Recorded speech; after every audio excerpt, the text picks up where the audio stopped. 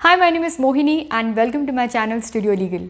Often there's a lot of confusion for executing a leave-in license agreement. First confusion, difference क्या है lease और live-in licence agreement के बीच में? अगर live-in licence agreement को execute करना हो तो क्या इसे रजिस्टर कराना ज़रूरी है? और अगर रजिस्टर कराना ज़रूरी है फिर भी नहीं कराया तो यहाँ पे नॉन रजिस्ट्रेशन के क्या कॉन्सिक्वेंसेस है?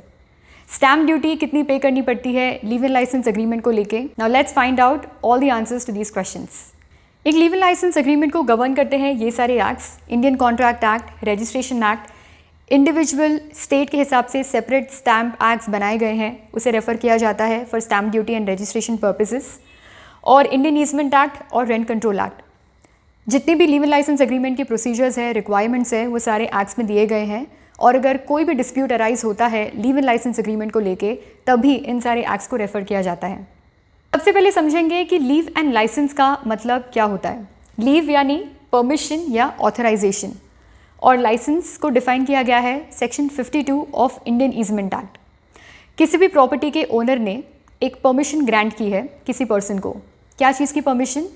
कि वो जो पर्सन है उनके प्रॉपर्टी को 2 महीने के लिए, 11 मंथ्स के लिए या कुछ समय के लिए यूज़ कर सके। तो यहाँ पे जो परमिशन दी जा रही है वो ओनर ने दी है। तो यहाँ पे जो ओनर हुए लाइसेंसर, लाइसेंस किसे दिया जा रहा है? लाइसेंसी को। क्या पर्पस के लिए? उस प्रॉपर्टी को, उस प्रीमाइसेस को यूज़ करने के लिए। और जो अग्रीमेंट बनता है वो एक डेफिनेट पीरियड के लिए बनता है। तो यहाँ पे जो लीव-इन लाइसेंस एग्रीमेंट है वो एग्जीक्यूट हो रहा है 2 पार्टीज़ के बीच में। ऑफकोर्स यहाँ पे कॉम्पनसेशन भी रिसीव होगा। तो यहाँ पे जो लाइसेंसर है वो मंथली कॉम्पनसेशन डिमांड करेंगे किससे? लाइसेंसी से। तो ये मंथली भी पे हो सकता है, एनुअली भी पे हो सकता है, डिपेंड करता है कि अग्रीमेंट में पेमेंट के क्या टर्म्स लिखे हैं। तो ये एक बेसिक आइडिया हुआ एक लीव-इन लाइसेंस एग्रीमेंट का। हमारा जो फर्स्ट कन्फ्यूजन था वो ये है कि लीज और लीव-इन लाइसेंस एग्रीमेंट के बीच में क्या डिफरेंस है। So here is the lease part and here is leave in licence agreement part. Leave in licence agreement के 2 पार्टीज ऑलरेडी डिस्कस हो चुके हैं, लाइसेंसर और लाइसेंसी। लेकिन यहाँ पे जो लीज़ है उसमें 2 पार्टीज़ होती है, लेसर और लेसी। तो यहाँ पे जो लेसर है वो होते हैं ओनर जो कि प्रॉपर्टी को लेट करते हैं, और जो टेनेंट है वो होते हैं लेसी। और इस अग्रीमेंट को टेनेंसी अग्रीमेंट कहा जाता है। Now let's find out the main difference between the two. Leave in licence agreement में जो लाइसेंसी है और लाइसेंसर है दोनों को राइट्स मिलते हैं, अपने डिफरेंट सेपरेट राइट्स होते हैं। जो राइट्स यहाँ पे डिस्कस हो रहे हैं वो लाइसेंसी के राइट्स है। तो अगर लीव-इन लाइसेंस एग्रीमेंट एग्जीक्यूट हो रहा है तो जो लाइसेंसी है उन्हें एक राइट मिलता है, right to use the property for a temporary period of time. तो यहाँ पे राइट टू यूज़ क्रिएट हुआ है लाइसेंसी के बीच में। यानी यहाँ पे जो टेनेंट है उनका कोई भी इंटरेस्ट क्रिएट नहीं होता है इस प्रॉपर्टी को लेके, बट ऐसा नहीं होता है लीज एग्रीमेंट में। यहाँ पे जो टेनेंट है जो कि ऑक्यूपाई करते हैं उस प्रीमाइसेस को, उनका एक इंटरेस्ट क्रिएट होता है उस प्रीमाइसेस पर या उस लैंड पर। अब यहाँ पे लीव-इन लाइसेंस एग्रीमेंट को एक बार साइड में रखते हैं और समझते हैं कि लीज एग्रीमेंट में क्या क्या राइट्स क्रिएट होते हैं ओनर के और टेनेंट के। जो ओनर है उनके पास में राइट टू टाइटल का राइट होता है, और जो टेनेंट है उनका होता है right to interest in the property. दोनों में काफ़ी डिफरेंस है। जो ओनर है उनके पास में ये राइट होता है कि वो उस प्रॉपर्टी को होल्ड करे, यूज़ करे, एन्जॉय करे, ट्रांसफ़र या कन्वे कर सकते हैं वो किसी भी पार्टी को अपनी प्रॉपर्टी को, यानी उनके पास में ओनरशिप के राइट्स होते हैं। लेकिन यहाँ पे जो टेनेंट है उनके पास में होता है राइट टू इंटरेस्ट, यानी किसी भी तरीके का एडवांटेज, प्रॉफिट, राइट और share in the property. Let's take an example. यहाँ पे एक लैंड को लीज पर दिया गया है और जो यहाँ पे जो लेसर है वो अपनी लैंड को सेल करना चाहते हैं। जो ड्यूरेशन है लीज का वो अराउंड 31 ईयर्स है। तब यहाँ पे जो लेसी है उनके पास में क्या राइट है? उनके पास में ये राइट है कि जब तक उनकी लीज का जो पीरियड है वो ख़त्म नहीं हो जाता है तब तक वो पोजेशन में रह सकते हैं उस लैंड को लेके। यानी वो लैंड किसी भी थर्ड पर्सन को सेल ऑफ हो गई है या नहीं हुई है, जो पोजेशन का राइट है वो अभी भी 31 ईयर्स के लिए लेसी के पास में ही रहेगा। तो इससे क्या पता चलता है कि जो लीज एग्रीमेंट है उसमें जो टेनेंट है उनका एक right to interest in the property create होता है, यानी कुछ पोजेसरी राइट्स क्रिएट होते हैं जो कि नहीं होता है लीव-इन लाइसेंस एग्रीमेंट में। यहाँ पे अगर ओनर है प्रॉपर्टी के, फॉर एग्जांपल किसी भी कमर्शियल प्लॉट है या कमर्शियल प्रीमाइसेस है या रेजिडेंशियल प्रीमाइसेस है, उनके ओनर ने उनकी प्रॉपर्टी को किसी थर्ड पर्सन को सेल कर ली है in between of leave in licence agreement period, तो वो जो लाइसेंस है वो तभी फिनिश हो जाएगा, तभी ख़त्म हो जाएगा जिस दिन वो प्रॉपर्टी किसी थर्ड पर्सन को सेल कर दी हो। यानी जो लाइसेंस है वो कैंसिल हो जाएगा और यहाँ पे जो लाइसेंसी है उनके पास में कोई राइट नहीं रहेगा कि वो फिर भी ऑक्यूपाई या यूज़ करे उस प्रीमाइसेस को।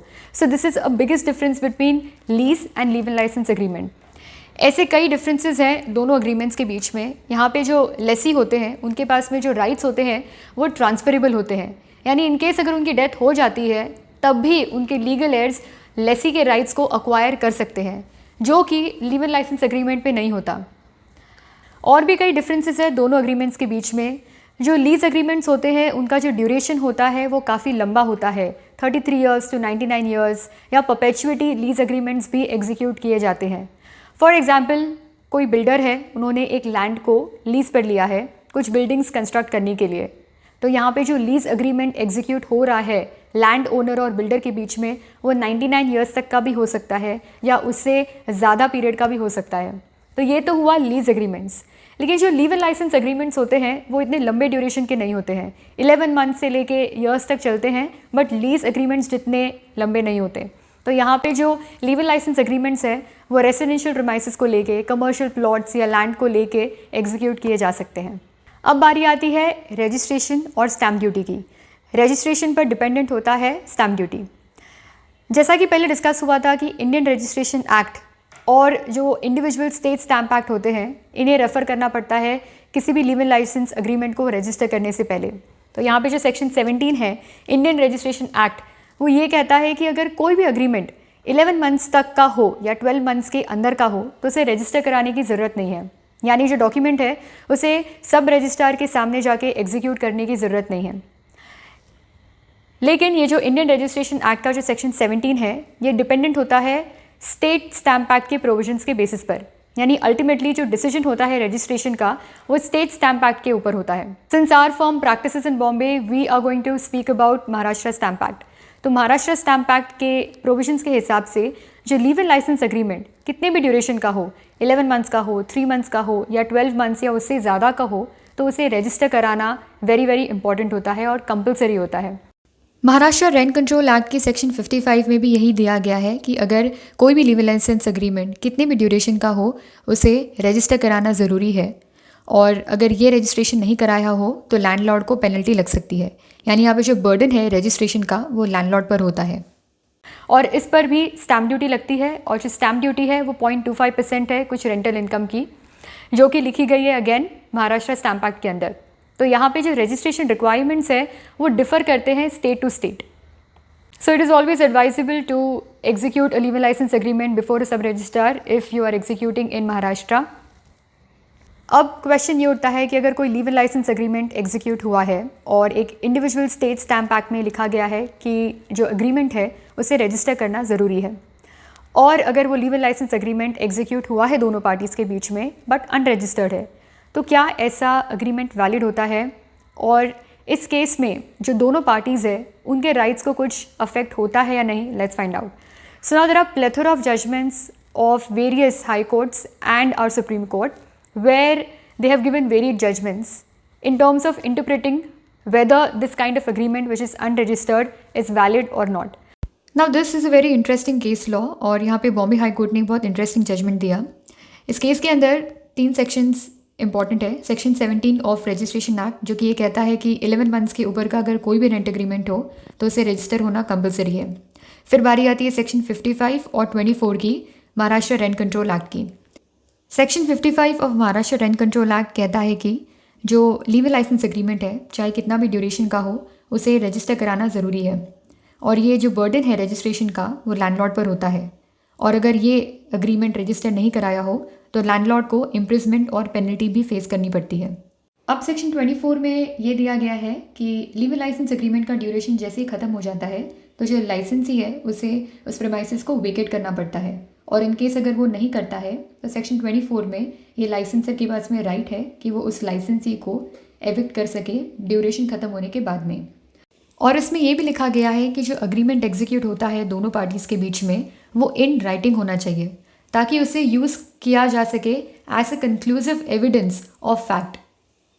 लेकिन यहाँ पे ये कहीं भी नहीं लिखा है सेक्शन 24 के अंदर स्पेसिफिकली कि जो अग्रीमेंट ऑफ लाइसेंस है जो कि इन राइटिंग है उसे कंपल्सरीली रजिस्टर होना ज़रूरी है।